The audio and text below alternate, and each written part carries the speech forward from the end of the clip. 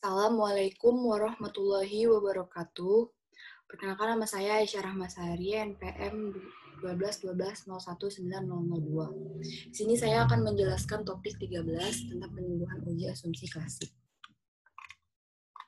Penyembuhan data pada uji autokorelasi. Data teridentifikasi terdapat gejala autokorelasi. Menurut Ghazali, 2011 ada beberapa pengujian yang dapat dilakukan seperti uji Darwin-Watson, DW, uji statistik Q, Bock-Pierce, dan Jung-Bock, serta uji Rantes. Uji autokorelasi bertujuan untuk menguji apakah dalam model regresi ditemukan adanya korelasi antar variabel pengganggu atau residual pada periode T dengan kesalahan pengganggu pada periode T-1 atau sebelumnya.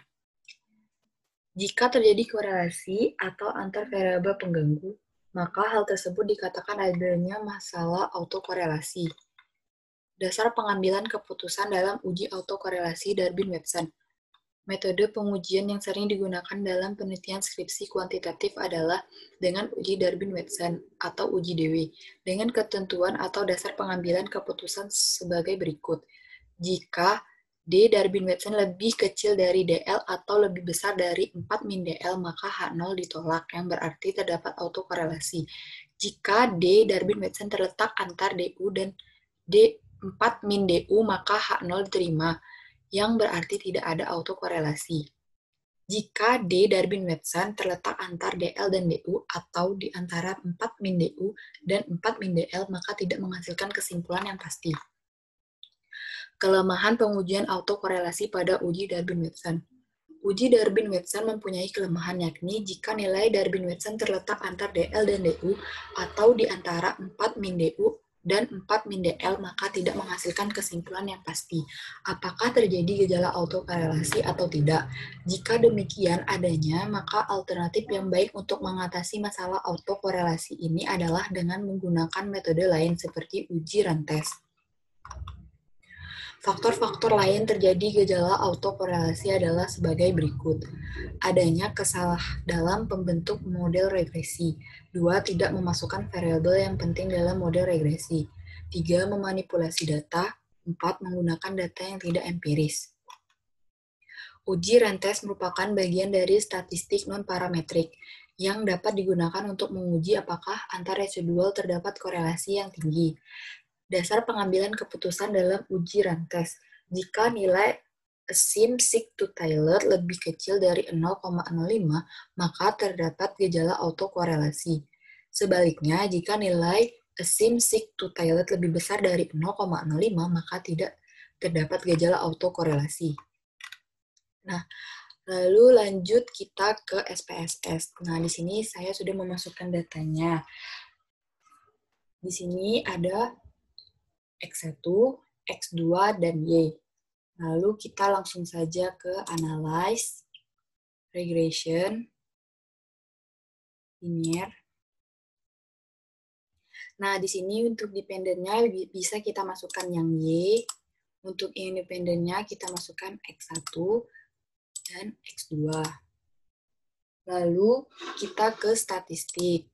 Di statistik ini, untuk regression coefficient-nya kita bisa check estimate dan model fit. Lalu, untuk residualnya kita pilih Darwin-Watson. Continue. Lalu, untuk save-nya, di sini untuk residualnya kita pilih unstandardized. Lalu, oke.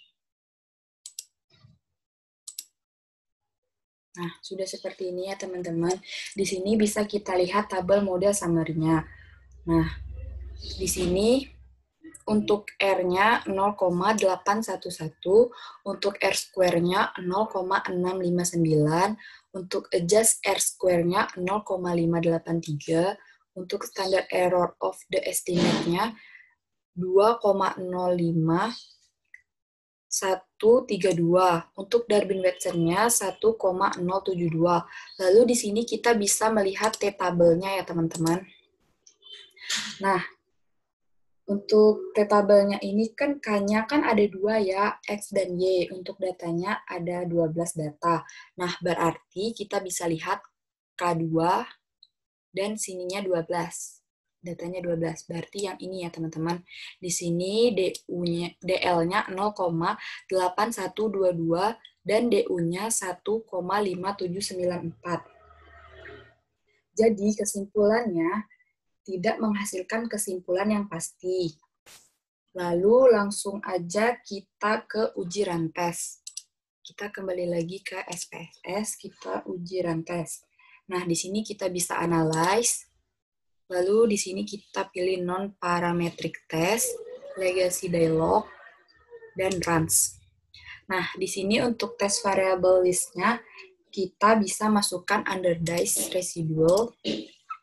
Lalu di sini oke. Nah, lalu langsung saja kita lihat di tabel rantes. Kita bisa di sini lihat assign seek to tiled-nya. Di sini kan ada 0,762. Nah, yang berarti lebih besar dari 0,05.